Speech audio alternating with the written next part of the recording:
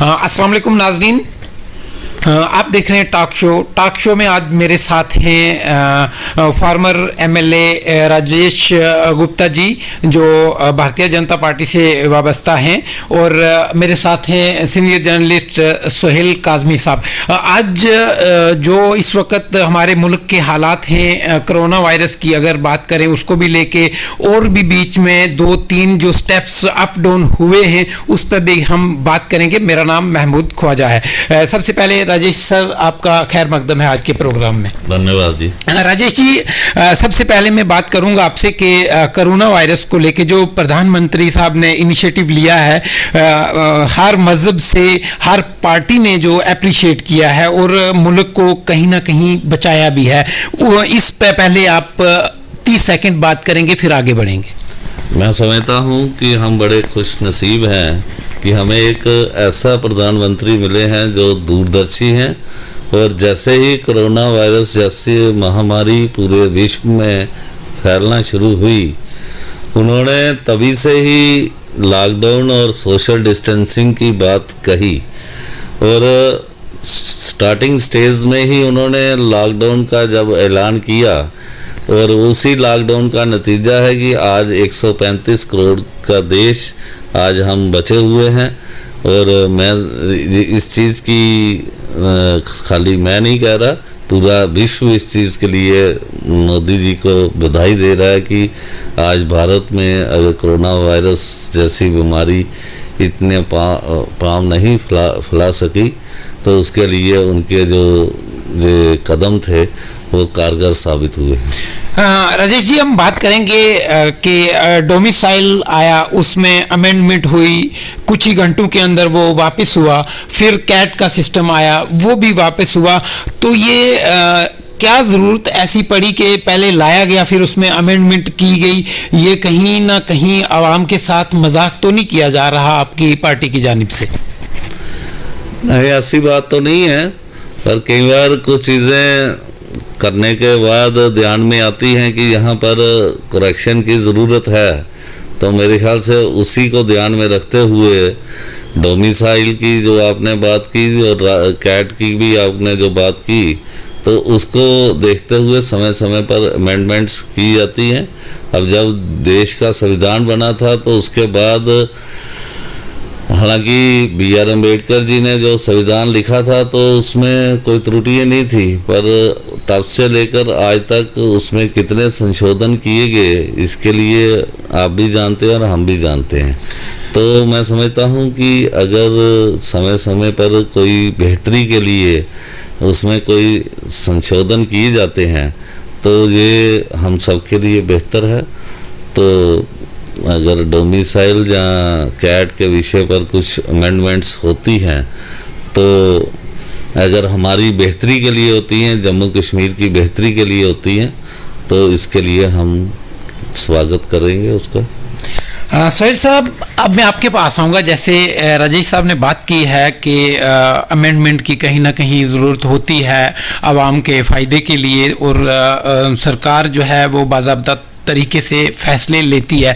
As a journalist, आप senior सहाफ़ी हैं, आपके काफ़ी जो हैं तज्ज़िये रहते हैं इन चीज़ों पे, तो आपका क्या कहना है कि सरकार को डोमिसाइल को लेके SRO 24 की हम बात करें उस पे भी और कैट पे कैसे एक्शन करना चाहिए था? क्या पार्टी के अंदर कोई ऐसे इंटेलेक्चुअल मौजूद नहीं है कि ये बार बार फैसले लेके कुछ ही घंटों के अंदर बदले जाते हैं?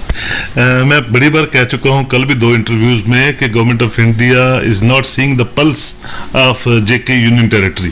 देखिए, हम शुरू से कहते हैं कि ये जो आर्टिकल 370 था, 35A था, ये भारतीय जनता पार्टी का मौकफ था और वो खोखला आर्टिकल 370 था, वो चला गया, उसका कोई अफसोस नहीं, किसी को कहीं ह्यू एंड क्राई नहीं हुई है।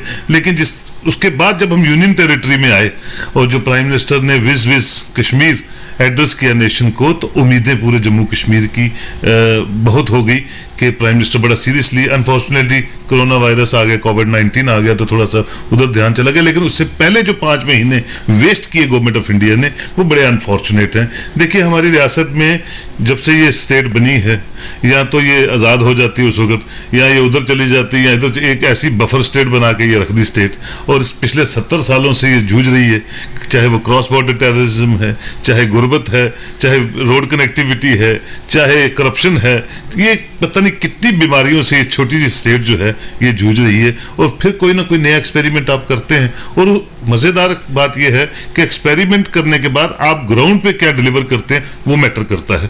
क्योंकि आप देखिए जो आवाम होती है वो तो पिसती है, चारों तरफ से पिसती है, तो उनको रिहेबिलिटेट करने के लिए एक उम्मीद की किरण नरेंद्र मोदी जी के उस भाषण में आई थी कि हम यहाँ रिहेबिलिटेट करेंगे, यूनियन टेरिटरी वैसी टेरिटरी बनेगी जैसे बाकी टेरिटरीज हैं, ये दौड़ेगी उस टेरिटरीज के साथ, यहाँ डिसेंट्रलाइजेशन ऑफ पावर्स होंगी, यहाँ पंचायत को एम्पावर किया जाएगा, इलेक्शंस को, यहाँ म्यूनसिपल कॉरपोरेशंस को एम्पावर किया जाएगा।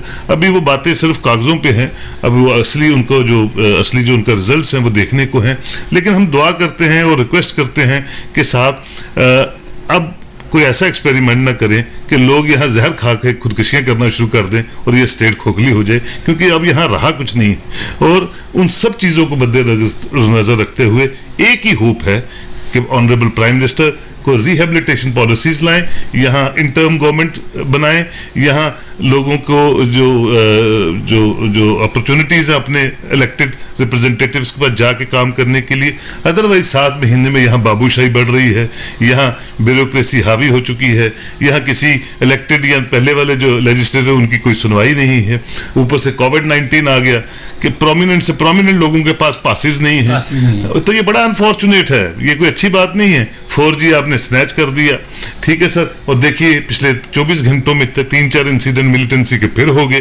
तो लोगों का ताउन जो है ऐसी स्टेट्स में बड़ा इंपॉर्टेंट होता है, और वो तभी मुमकिन होता है जब लोगों को आप साथ लें, सबका साथ सबका विकास ऑन ग्राउंड आप लें, तभी हम इस मुसीबत से बाहर निकलेंगे। और एक अच्छी सी इंटर्म हो या डेमोक्रेटिकल इलेक्टेड गवर्नमेंट हो यहाँ चले, तभी ये लोगों की जो परेशानियां ये हल हो सकती हैं। सर हम बात करेंगे इसी पे SRO 24 की, जैसे देखने में आया है सांबा के और राजौरी के JMC जो है उनके बच्चे जो टर्मिनेट किए गए हैं लोग, वो काफ़ी दिनों से सरापाए एहतजाज हैं, लेकिन उनकी कहीं भी सुनवाई नहीं हो रही है। क्या ये राइट टाइम था उन लोगों को टर्मिनेट करने का कोविड-19 को देखते हुए? बड़ा अनफॉर्चुनेट है कि यहाँ इस वक्त कोई सरकार नहीं है, यहाँ हमारे पास जो मैकेनिज्म है ब्यूरोक्रेसी में वो उसके कान बंद हैं, वो सुनना ही नहीं चाहता किसी की, वो हिटलरशाही की तरह काम कर रहा है। और ये अभी तो आपको इनके रिजल्ट्स नहीं आ रहे, लेकिन आने वाले दिनों में अगर ये इसी तरह सिस्टम चलता रहेगा, देखिए मैंने सुबह भी किसी से कहा कि पब्लिक सर्विस कमीशन यहाँ नवंबर से डिसबैंड है, ये हमारा रिक्रूटमेंट प्रोसेसेस बंद हैं, किसी बच्चे के पास 1 ही साल था उसको अपनी अपॉइंटमेंट के लिए अप्लाई करने का, उसका साल चला जाएगा, ओवर एज हो जाएगा। बड़े मुद्दे हैं जिसको डिस्कस करने की जरूरत है। मैं समझता हूँ अगर अभी भी जो भी यहाँ डिस्पेंसेशन ऑफ पावर चला रहे हैं, ऑनरेबल गवर्नर साहब हैं या उनके चीफ सेक्रेटरी साहब हैं, मैं उनसे रिक्वेस्ट करता हूँ आप नहीं, आप अपने हुक्मरानों को बोलिए कि आप किसी बच्चों की ज़िंदगी के साथ खिलवाड़ करेंगे तो आने वाले रिजल्ट्स जो होंगे वो अच्छे नहीं होंगे। इन सब इंस्टीट्यूशंस को एम्पावर कीजिए, इन सब कॉरपोरेशंस को एम्पावर कीजिए, ताकि ये लोगों की रहनुमाई जो है किसी न किसी सतर पे हो सके, और फिर दोबारा ये जो जम्मू कश्मीर का जो डगर है, पेस ऑफ वर्क है, ये दोबारा चल पड़े। और उसके बाद आपने जो एक्सपेरिमेंट्स करने हैं उन लोगों से करवाइए जो इलेक्टेड या अपॉइंटी लोग होंगे, और ये सिलसिला चलता रहेगा। आप हर एक को स्नैच करते रहोगे, रिक्रूटमेंट प्रोसेसेस को रोक दोगे तो चलेगा कैसे? हम तो स्टेट यूटी नहीं, फिर मैंने पहले ही आपसे कहा कि ये ना हो कि हमारा यूथ जो है ऑलरेडी एलिनेटेड है और फिर ज़्यादा एलिनेटेड हो गया तो मसले बिगड़ सकते हैं। बिल्कुल। राजेश, मैं आपके पास आऊँगा, जैसे SRO 24 यानी 24 की हमने बात की है, उसको रिवोक किया गया है, उन जितने भी मुलाजमीन थे उनको टर्मिनेट किया गया है और वो लोग सरापाए एहतजाज हैं, उनकी सुनवाई कहीं भी नहीं है। तो क्या ये वक्त था, इस वक्त ये फैसला किसने लिया, टर्मिनेशन का फैसला किसने लिया? और खाली ही उन लोगों का कहना है कि वैली के जो एम्प्लॉई हैं उनको टर्मिनेट नहीं किया गया, खाली सांबा और राजौरी के GMC जो थे उनको टर्मिनेट किया गया। ऐसा है कि जैसे सोहेल जी ने कहा कि इट्स वेरी अनफॉर्चुनेट कि ये टाइम नहीं था कि जैसे कि कोविड 19 से पूरा देश जूझ रहा है, पूरा विश्व जूझ रहा है, तो यहाँ पे जिस तरह से अफसरशाही बढ़ती जा रही है, तो मैं 2-3 चीज़ें कहना चाहूँगा कि रिक्रूटमेंट प्रोसेस को जितना जल्द हो सके उतना जल्दी से जल्दी शुरू किया जाए, ताकि ये कौन करेगा सर?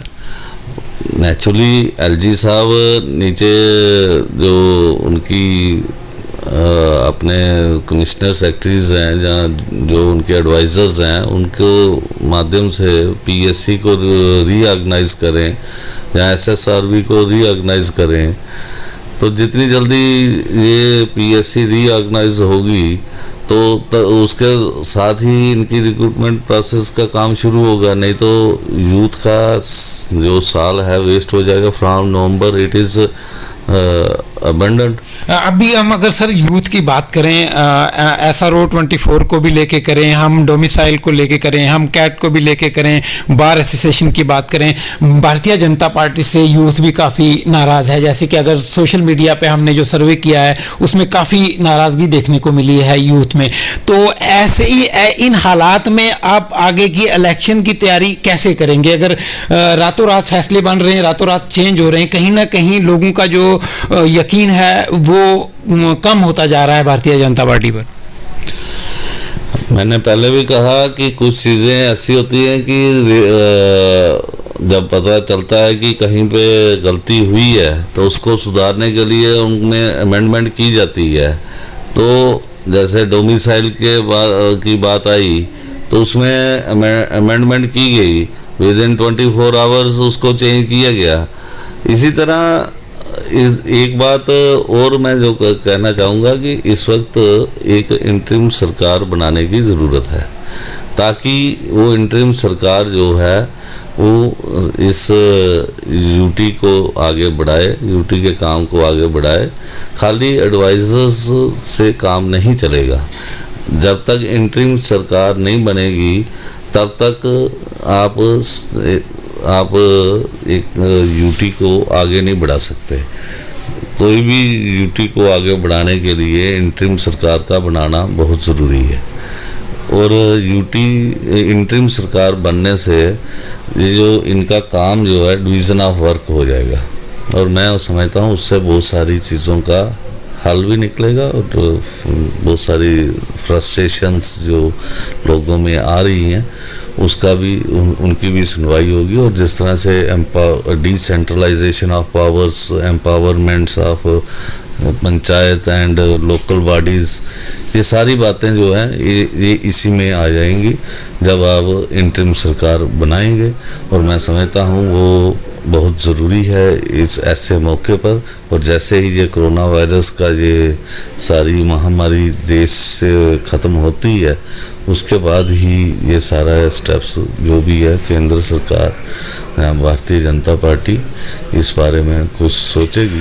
सर जैसे पहाड़ी रिजर्वेशन की बात की जाए, 70 साल से ये फाइलें जो हैं घूमती रही हैं। हमने नेशनल कॉन्फ्रेंस का दौर देखा है, पीडीपी का देखा है, और बीच में मखलूत सरकार भी आई भारतीय जनता पार्टी और पीडीपी की।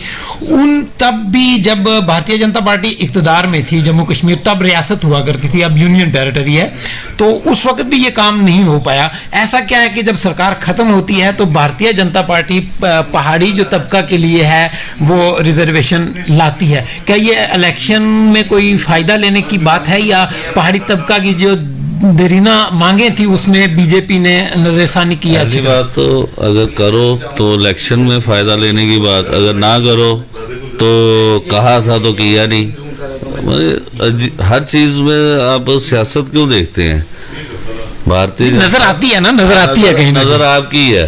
भारतीय जनता पार्टी जो कहती है वो करती है, ठीक है, पहली बात ये। दूसरी बात, अब आपको रिजर्वेशन पहाड़ी को दी है तो अब उनका भी तो रिजल्ट देखेंगे कि क्या होता है। तो अगर रिजल्ट्स अच्छे आते हैं तो नेचुरली उसको और प्रोत्साहन दिया जाएगा। यानी जब भारतीय जनता पार्टी की सरकार अगर जम्मू कश्मीर में आती है तो पहाड़ियों को और फायदा हो सकता है मिल जाए। मिल भी सकता है। अब आप मेरे को इसमें क्या कहते हैं, फंसाना चाहते हैं? नहीं। मैं कमिट नहीं ना कर सकता कोई भी चीज़। नाज़रीन, जैसे कि राजेश साहब ने बताया है कि भारतीय जनता पार्टी की अगर सरकार आती है तो जो पहाड़ी तबका है, ये बिल्कुल बात दुरुस्त है कि अरसा दराज से जो चीज़ नहीं मिल रही थी तो वो मिली है। वो सब काविशें जो हैं, वो मुख्तलिफ पार्टियों के कुछ लीडर भी हैं जो फाइलें वगैरह लेके आगे जाते रहे हैं। तो राजेश जी, आखिरी सवाल है आपसे, क्या लगता है जब कोविड-19 से हम बाहर निकलेंगे तो इलेक्शन का क्या लगता है कि कितना जल्दी पॉसिबल है? और दूसरा, क्या स्टेट वापस आ सकती है? देखिए, पहली बात ये है कि अभी कोविड-19 से, कोरोना वायरस, इस महामारी से हम कब बाहर निकलेंगे इसके बारे में कुछ कहा नहीं जा सकता। दूसरी बात, हम कोरोना वायरस से बाहर निकल भी जाएंगे, पर उसके बाद जो बड़ी हमारे को मार पड़ने वाली है वो है इकोनॉमिकली हमारे को पूरा देश जो है वो डाउन हो जाएगा।